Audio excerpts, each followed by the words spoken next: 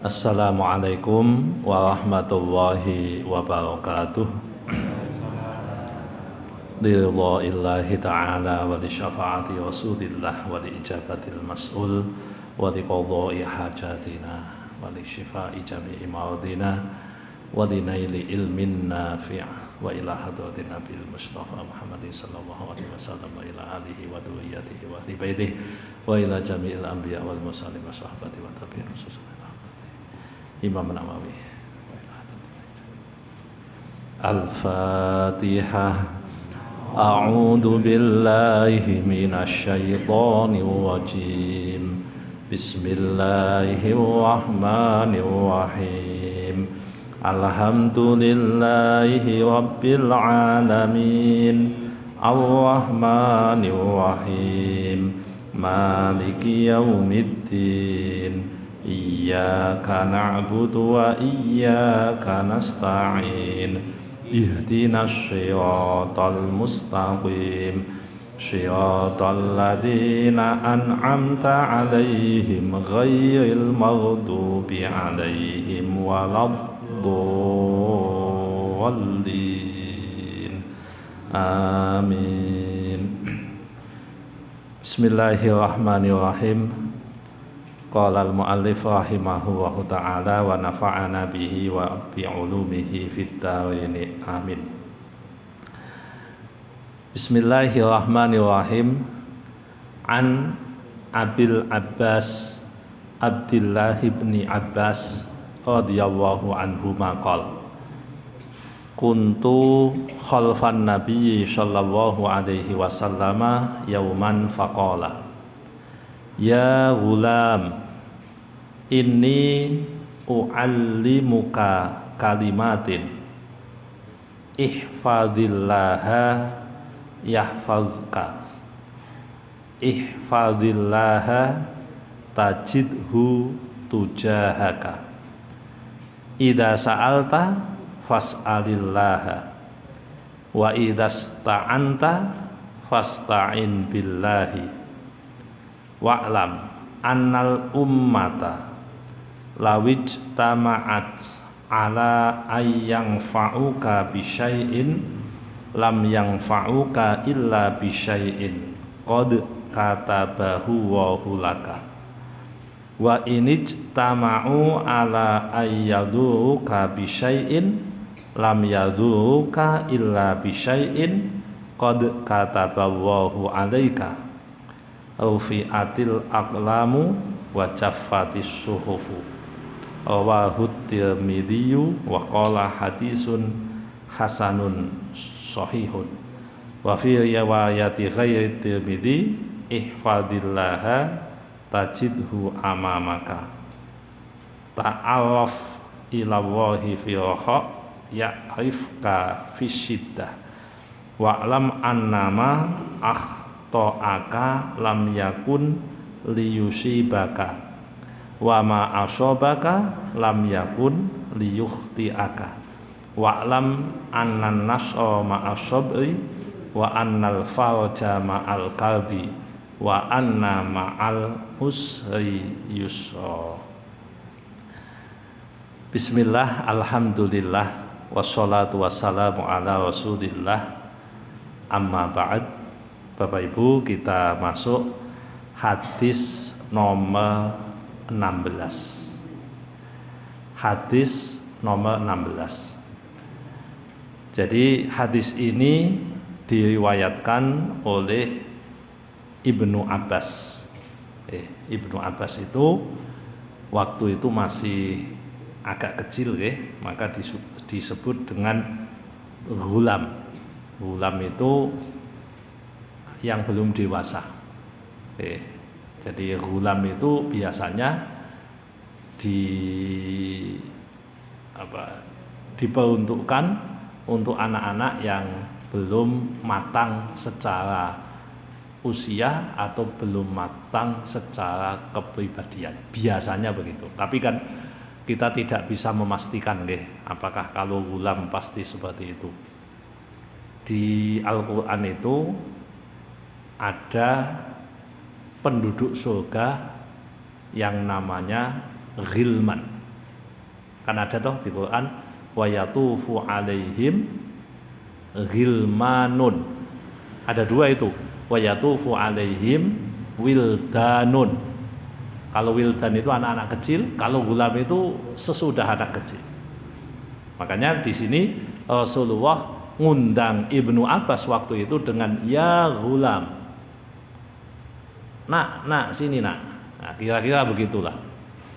Lah usia pastinya kita tidak mengetahui. Pastinya berapa, belasan tahun atau berapa, yang jelas masih ya anak-anak ya. Anak-anak tapi bukan yang wildan, bukan. Anak-anak yang sudah mendekati dewasa, mungkin remaja ya kalau bahasa kita. Ya, anak SMP atau SMA. Masalahnya gini, kalau kita menggunakan standar umur, ini kan terjadi disparitas antara umur zaman Nabi dengan sekarang secara kualitatif. Kalau kita bicara kuantitas umur, oke, sama. Kalau dulu usianya 700 hari ya berarti 2 tahun. Sekarang juga sama. Terus kemudian kalau dulu usia 3.600 hari ya sama dengan 10 tahun. Sekarang ya sama. Tapi kualitas 10 tahun zaman Nabi dengan kualitas 10 tahun zaman ini tuh beda. Ya, beda karena tempaan zaman, beda karena kondisi masyarakat, beda antara satu dengan yang lain, perlakuan, tanggung jawab dan seterusnya. Oh, ini mengakumulasi sebuah sikap. Makanya kalau anak-anak sekarang gulam itu ya anak-anak yang masih remaja, sing ngelakmu dengan cah wedok umpamane kon masak ya urung iso, cah lanang kon naleni sepatu mungkin isih mumet. Nah, mungkin begitulah. Artinya secara kemampuan ini bermasalah. Nah, itu perbedaan kualitas antara zaman Nabi dengan zaman sekarang. Nah, itu beda.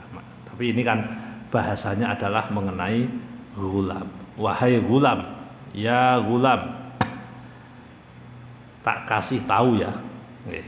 Jadi suatu saat Ibnu Abbas itu berada di belakang Rasulullah, maka kemudian Rasulullah mengatakan, ya gulam, wahai gulam, wahai anak-anak, ihfadillaha yahfazka.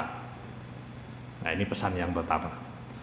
Dan ini untuk kita semua Bapak Ibu, jagalah Allah, maka Allah akan menjagamu. Maksudnya bagaimana?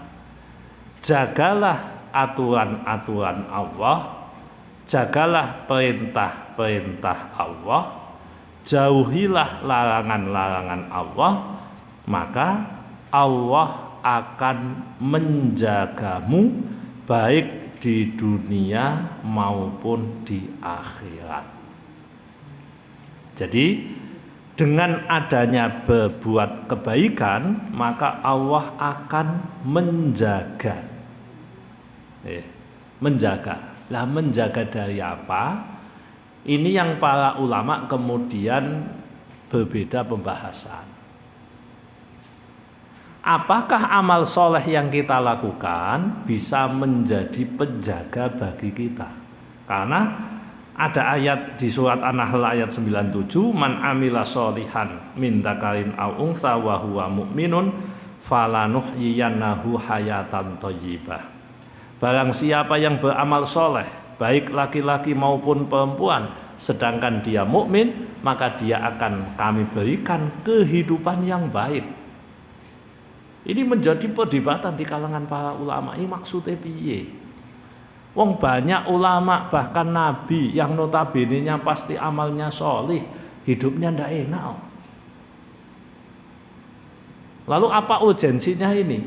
Kalau memang menjaga perintah Allah maka Allah jaga, ya dijaga apa? Kenapa ada nabi yang dibunuh oleh Bani Israel? Kenapa ada orang-orang baik yang mati di medan perang? Nah, terus Allah menjaga itu bagaimana? Maksudnya menjaga itu bagaimana? Nah, ini bisa dilihat dari dua perspektif. Yang pertama, Bapak Ibu, Jadi gini, kita bicara tentang hadis yang pernah kita baca. Ketika seseorang berusia 120 hari di dalam kandungan, maka Allah sudah menetapkan sesuatu yang akan menimpa dia. Dikuati dengan salah satu ayat, ma asaba min musibatin illa biiznillah. Tidak ada musibah kecuali atas izin Allah.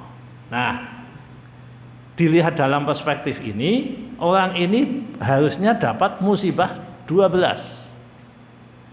Karena dia beramal sholih, karena dia berbuat kebaikan, karena dia menjaga Allah dalam arti melakukan perintah dan meninggalkan larangan, maka dia dijaga. Yang jatahnya 12, yang 10 dihapus. Yang 10 dihapus.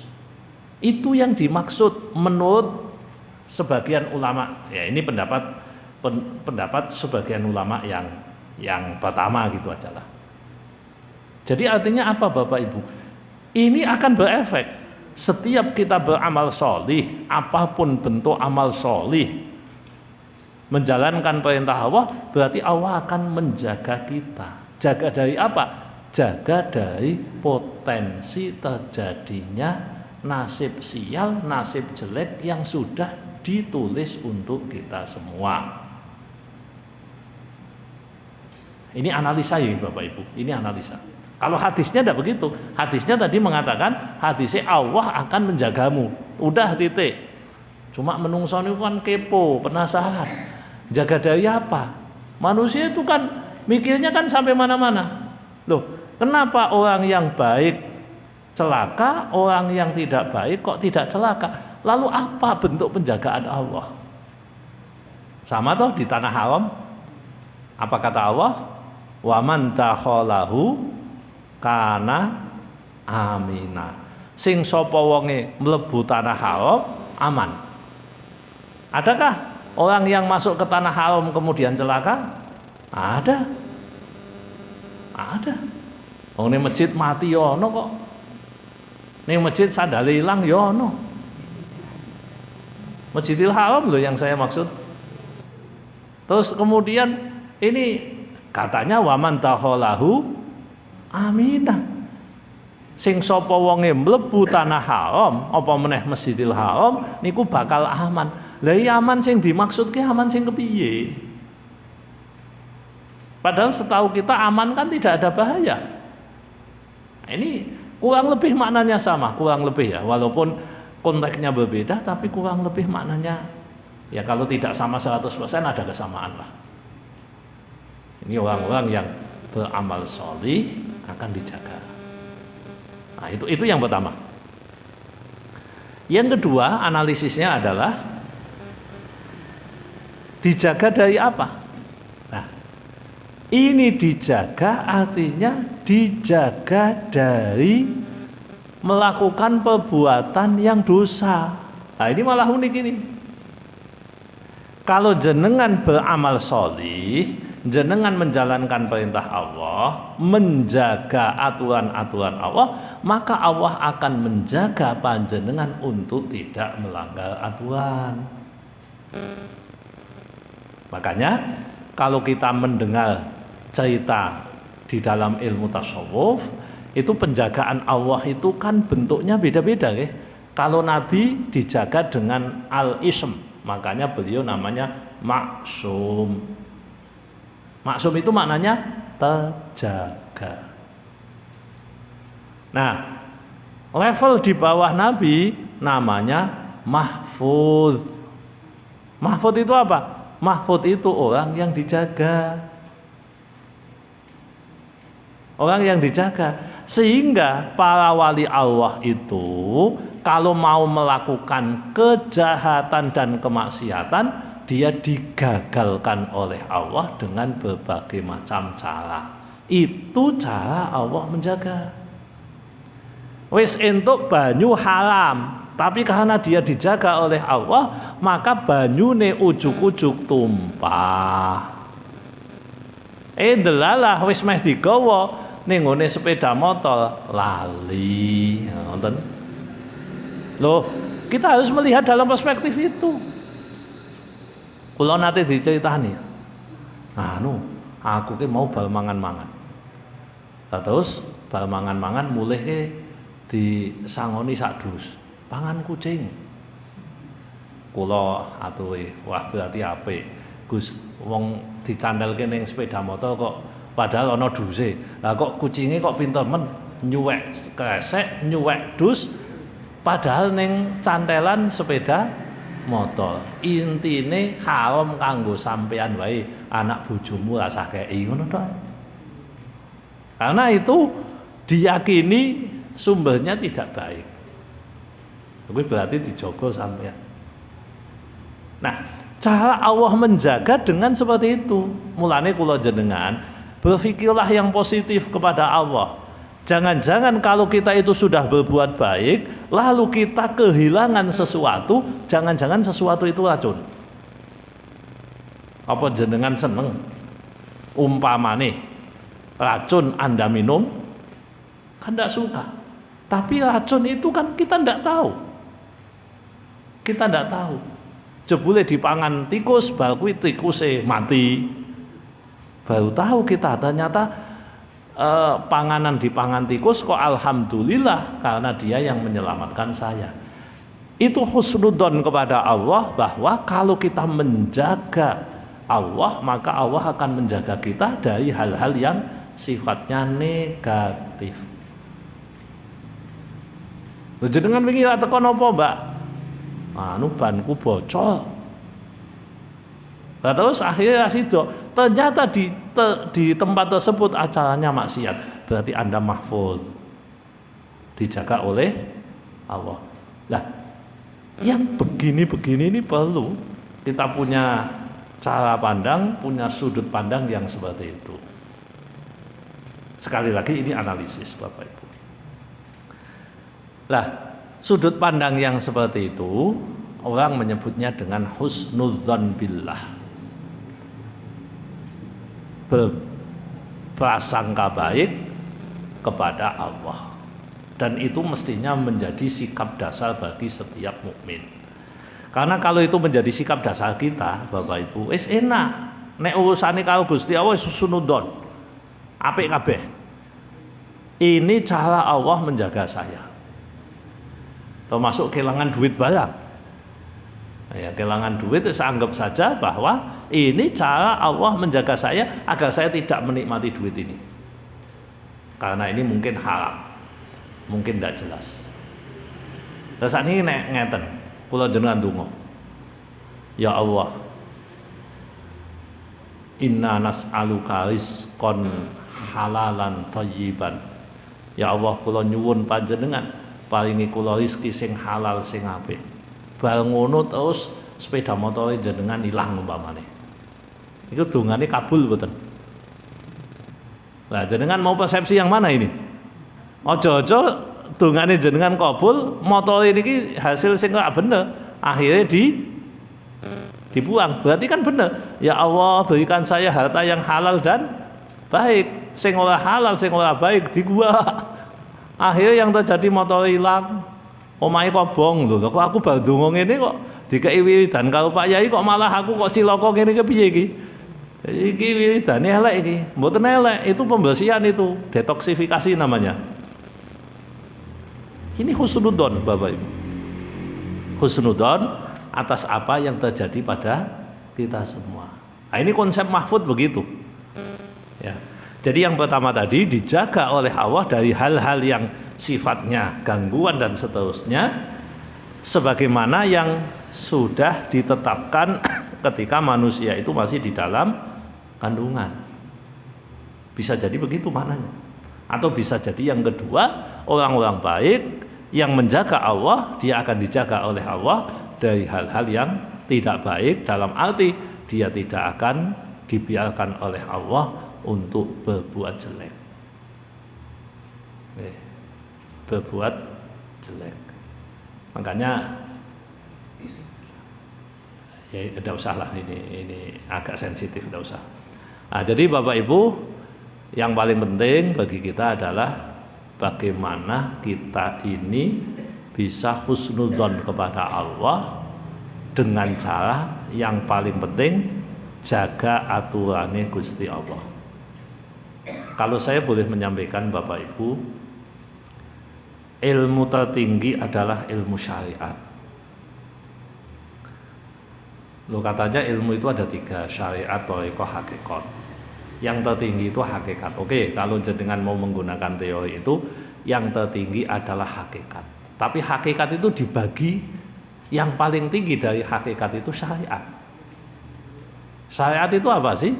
Ya aturan-aturan. Kita itu ikuti aturan. Aturannya Gusti Allah, itulah ya, syariat yang perlu kita ikuti. Nek jenengan nyepengi, nyekeli, ngugemi syariat Gusti Allah, Gusti Allah bakal menjaga panjenengan. Makanya yang kita ugemi apa? Aturan. Kita punya aturan. Dengan sumber dasar Quran, hadis, sumber lanjutan ijma, qiyas, maslahah musalah, istihsan, satu dariah dan sebagainya. Kita mengikuti para ulama berkaitan dengan aturan-aturan yang ada. Makanya ikutilah aturan Gusti Allah. Ikutilah aturan Gusti Allah. Oke. Yang kedua. Mana tadi hadisnya? Sebentar. Hadisnya kok Jul. Ihfadillah tajidhu tujahaka, atau di kalimat lain tajidhu amamaka. Jagalah Allah, maka Allah akan kamu temui di hadapanmu. Kamu akan menemui Allah di hadapanmu.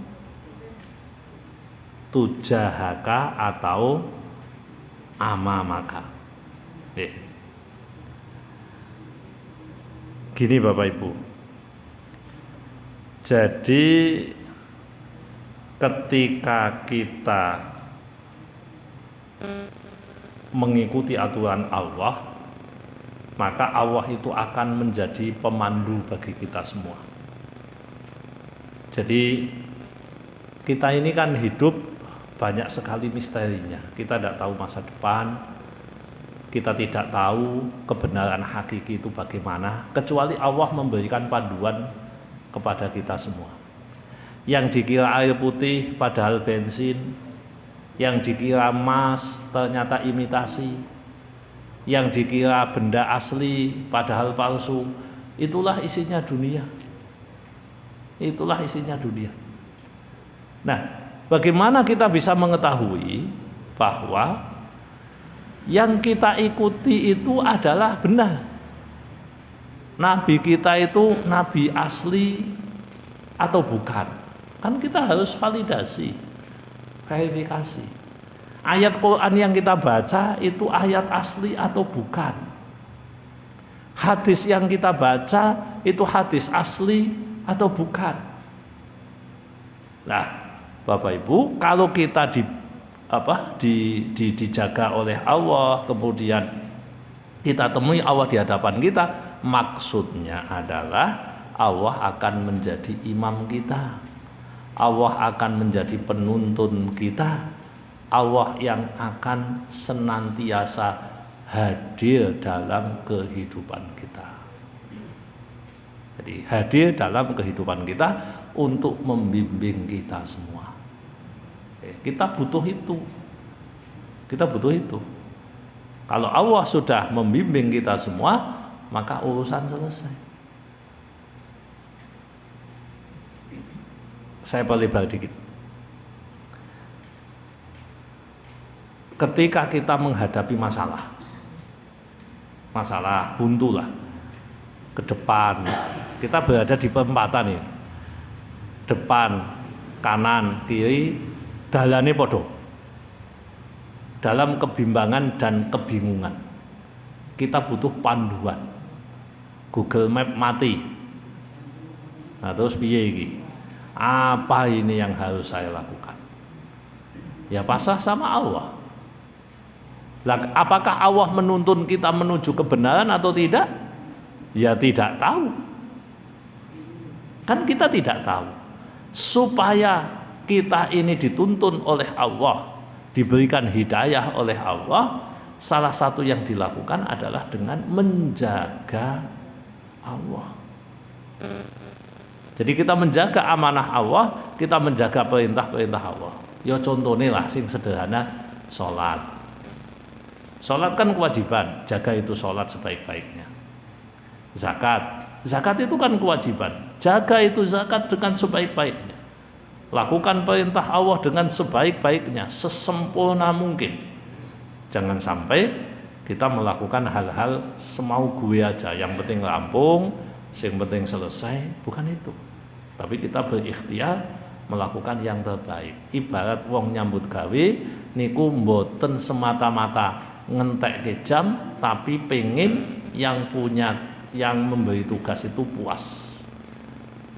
Yang memberi tugas itu bangga terhadap yang kita lakukan. Nah, kalau itu konteksnya kita kepada Allah, maka jalankanlah perintah Allah itu secara sempurna, secara baik, maka Allah nanti akan menuntun Anda.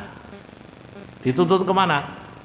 Nggih, nek kula jenengan bingung ditemokke wong sing iso memberikan pencerahan. Nggih. Oh, ketemu wong sing memberi pencerahan itu kan tidak mudah, Bapak Ibu. Wong kita dalam kesusahan, kebingungan kan bingung. Lah nek kula jenengan pengen dapat penjelasan dari Allah kan dalam beberapa hal kan kita bisa sholat istikharah. Nek bingung iki lurus apa belok kanan apa belok kiri, wong dalane padha, udah minta petunjuk sama Allah. Ya Allah, saya punya pilihan ini ya Allah.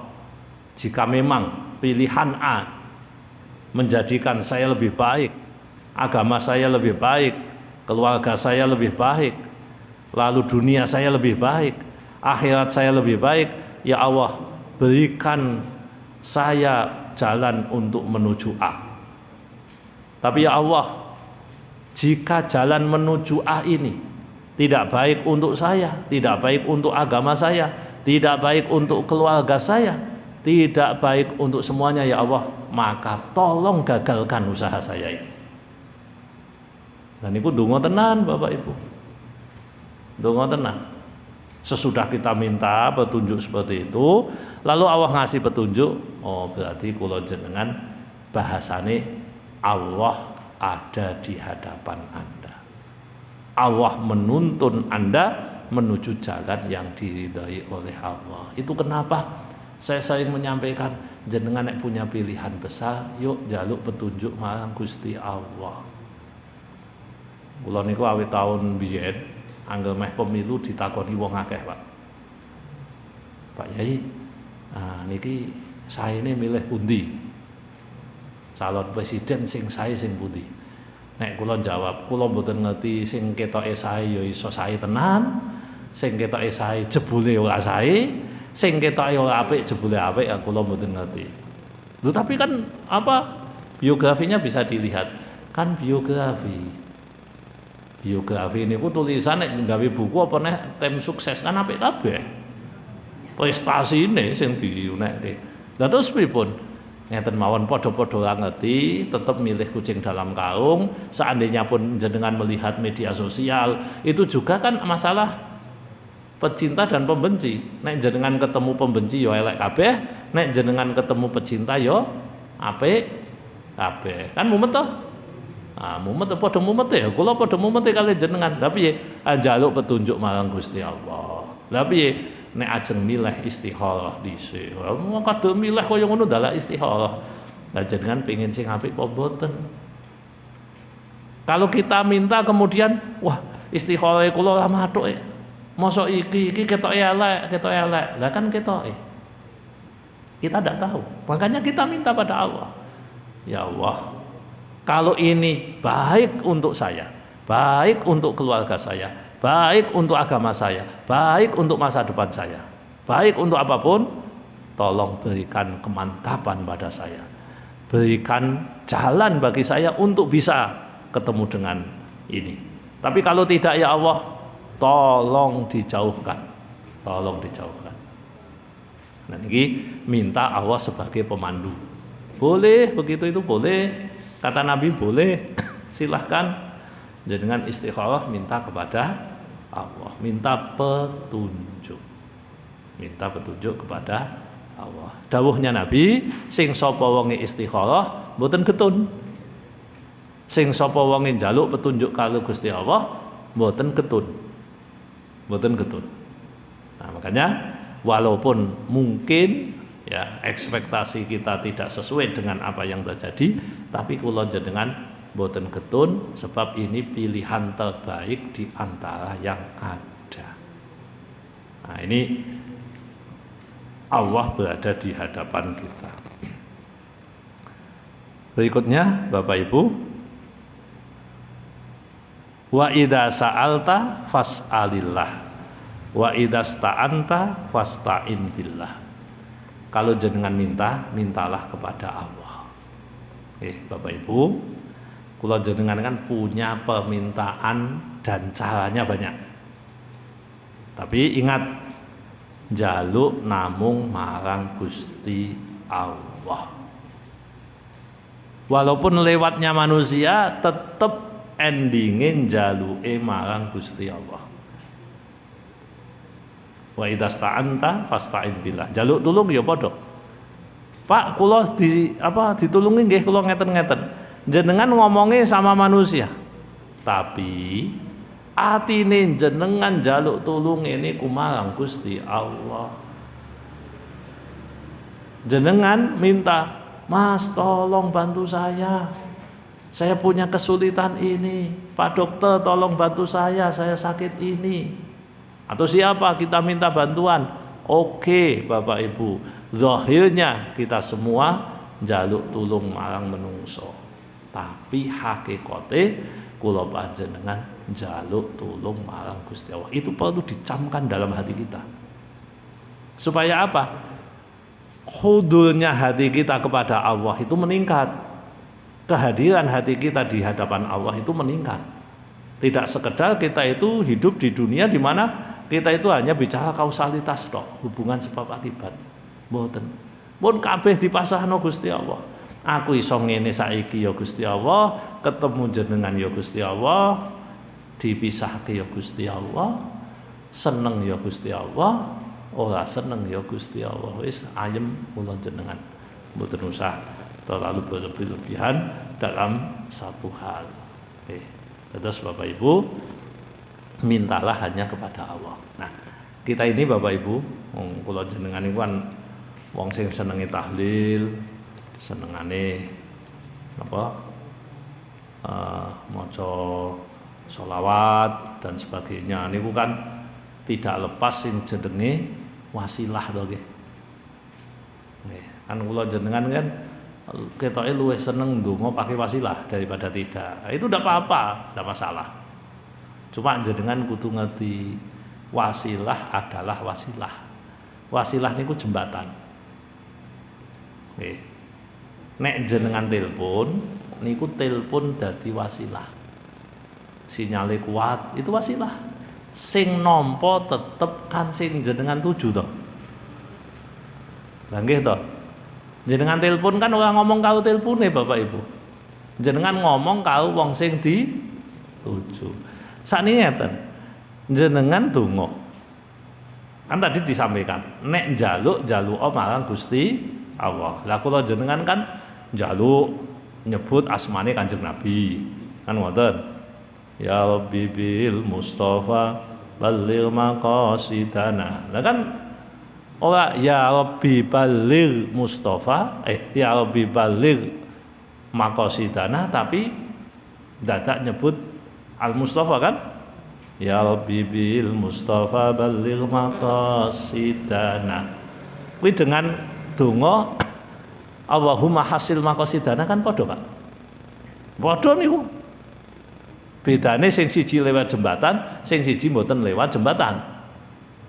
Nek ya Rabbi bil Mustafa jenenge nganggo wasilah. Wasilah kalau Rasulullah. Nah, jenengan kudu sadar sesadar-sadarnya Rasulullah bukan tempat meminta.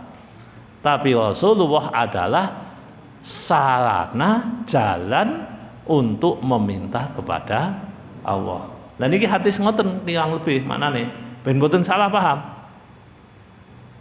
Silahkan, jenengan mau begitu boleh menurut ulama ahlu sunnah wal jamaah silahkan. Silahkan pakai itu Allahumma sholli ala sayyidina Muhammadin tibbil qulubi wa dawaiha. Itu kan baca sholawat dulu baru doa kan? Iya. Baca sholawat dulu baru doa. Itu namanya wasilah bil amali sholih. Kalau tadi wasilah dengan menyebut nama Nabi. Ya Rabbi bil Mustafa, ya Allah, ya Tuhanku, dengan menyebut nama Mustafa kekasihmu, baligh maqasidana, sampaikan tujuan kami. Nah, itu permintaan kepada Allah. Nah, hadis ini mengajarkan kepada kita, yuk nek njaluk karo Gusti Allah. Nah, masalah teknis karena kita boleh begitu ya boleh, silahkan. Kita tidak melarang. Ya, kita tidak melarang kalau panjenengan mau menggunakan redaksi-redaksi seperti itu. Atau jenengan sedekah, aku niat sedekah, pas sedekah ndonga. Ya Allah, dengan sedekah yang sudah saya lakukan. Atau jenengan baca Fatihah, ya Allah, dengan bacaan Fatihah yang sudah saya ucapkan tadi, kabulkan permohonanku ya Allah. Tetap endingnya ya Allah, tetap di situ. Maka Bapak Ibu, kalau ada doa yang tidak ada kata ya Allah dan ya Rabbana, ngati-hati. Ngati-hati. Dulu yen wong nikah niku dungane kan macam-macam. Di zaman jahiliyah niku nek wong nikah kebiasaane didongake bil fahi wal banin. Nek cara kula jenengan muga-muga bahagia sampai kakek nenek dan cepat mendapat putra momongan. Doa itu kan boleh kan?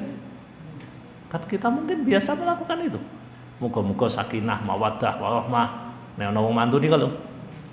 Nah, siji wektu naminipun Ukel. Ukel itu sedulure sahabat Ali. Namanya Ukel bin Abi Thalib. Lah Ukel niku dadi nganten. Nah, kanca-kanca kan ngucap bi wafahi wal banin, bi wafahi wal banin. Terus Ukel niku protes. Mbok ampun bi wafahi wal banin, aku dongake wae barakallahu laka wa baraka alaika. Rasa donga kuwi. Wah, itu jadi kajian ulama akhirnya. Kenapa Ukel tidak mau didongakkan dengan bi wafahi wal banin padahal itu doa baik? Kenapa? Nah, sebagian ulama mengatakan, oh itu doa jahiliyah. Ada yang mengatakan, oh bukan itu alasannya. Alasannya apa? Tidak ada kata-kata Allah. Padahal nek sakniki kan tidak ada kata-kata Allah kan akeh. Semoga sukses. Doa bukan itu. Doa ana awahe mboten. Ah mboten enten ta. Niku kan diringkes dongane. Muga-muga bahagia. Itu nek cara Ukel kan emoh didongani ngoten niku. Lah kok ana Gusti Allah, lah sampeyan njaluk karo sapa? Semoga sukses. Lah semoganya domilnya kemana? Oh kuwi maksudnya kepada Allah. Oh ya mbok dicethake wae daripada aku bingung ngono. Kan maksudnya njaluke mbek sapa? Oh njaluke karo Gusti Allah ya wis nek cetane njaluke karo Gusti Allah sebab ora disebut. Padahal kita biasa semoga sukses, semoga sehat selalu. Nah ini mensikapi kalau kamu minta, mintalah kepada Allah. Jadi ono kata-kata Allah, Allahumma Rabbana dan sebagainya. Allahumma Rabbana dan seterusnya. Jadi kalau tidak ada itu ya jenengan perlu hati-hati. Perlu hati-hati. Ya jangan memvonis kuwi ra entuk ya nanti dulu ya. kita tidak boleh gegabah memvonis. Cuma harus hati-hati, apalagi kita itu orang awam. Loh, iki donga kok ora ana Allahumane. Donga kok ora ana ya Rabbine. Aduh, hati-hati. Hati-hati. Karena termasuk donga-donga dukun barang niku ngoten-ngoten niku, Pak. Lah ora mumet jajal. Al-Fatihah. Terus Al-Fatihah tuh Bapak Ibu macane donga ke sio sing ning kene kabulkan permohonan saya. Loh iki piye ki? Al-Fatihah. Ini kan bingungi toh. Sio ki sapa maksudnya, ya Allah atau siapa? Nah, harus hati-hati. Tapi mandi yo, Pak. Loh, masalah mandi ku hal lain. Sing penting kula jenengan yakinkan jaluk hanya kepada Allah. Mau lewat jalur kereta api monggo, mau lewat jalur jalan kaki silahkan, mau lewat jalur pesawat terbang monggo. Sing penting jaluke marang Gusti Allah. Oke. Jadi jaluke marang Gusti Allah. Napa jenenge? Niku sing mujahadah NU niku dulu sempat jadi viral rame itu, assalatu wassalamu alaika ya sayyidi ya Rasulullah khudh biyadi qalat hilati adrikni ya sinten itu tembung iki tok mujahadah NU bener Mas. Nanti kalau mujahadah sing astaghfirullahaladzim niku lho sing panjang niku toh apanya ada betul nyanyi mujahadah istighosah nih kalau ya latif ya badi dan sebagainya itu toh kan ada urutannya panjang toh itu ada sholawatnya di bawahnya itu assalatu wassalamu alaika ya sayyidi ya Rasulullah qalat ilati adrikni. Nah dulu itu tulisannya ya Rasulullah, tapi kemudian karena banyak protes akhirnya diganti ya Allah. Nah itu kan menerjemahkan tadi assalatu wassalamu alaika ya sayyidi ya Rasulullah qalat hilati adrikni ya Allah. Jadi intinya hadis ini mengajarkan kepada kita wis kuncine ngaten lah, jenengan jaluk tetep marang Gusti Allah. Apapun bentuknya tetep jaluke marang Gusti Allah. Masalah redaksinya pakai nidak model apa? Nah, itu sesuai dengan kapasitas ilmu kita. Tapi kalau kapasitas ilmu kita cetek, kapasitas ilmu kita dangkal, sebaiknya kita menggunakan cara yang paling aman. Menggunakan cara yang paling aman. Tapi nek jenengan wis latihan ilmu pedang barang, dadi wis ora khawatir, ya monggo iso indone kalau iso anune nek gek mubang-mubeng gawa uyung wae wis gejeduk ya ora sah. Kan uyung nek ora pinter kan gejeduk apa? Bathuke nggih. Ora usah. Kok pamer gawa uyung ora iso gejeduk, bathuke gejeduk, gegere gejeduk, mulih malah mlebu rumah sakit, ndak usah. Tapi kalau untuk ahli monggo. Nah, jadi doa itu juga ada yang ahli dan ada yang amatir. Nek kula jenengan ketoke kelasé kan rada amatiran. Wis pakai doa-doa yang pakem wae. Ora usah nggawa redaksi sing aneh. Nggih. Ngoten Bapak Ibu ingkang saged kula aturaken niki belum selesai nggih insyaallah nanti pada kesempatan yang akan datang kita lanjutkan kembali. Nggih, terima kasih. Kurang lebihnya mohon maaf. Monggo kalau ada pertanyaan dipersilahkan. Terima kasih.